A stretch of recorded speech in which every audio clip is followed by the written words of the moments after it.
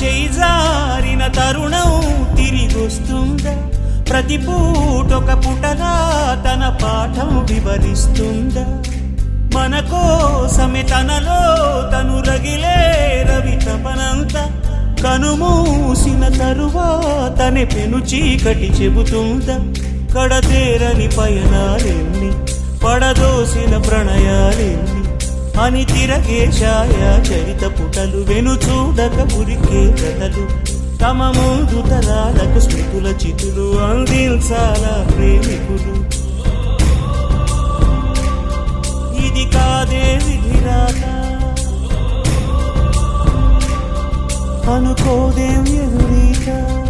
10 నెలలు తనలో నిన్ను మోసిన అమ్మైనా, అప్పుడో ఇప్పుడో కనని కలను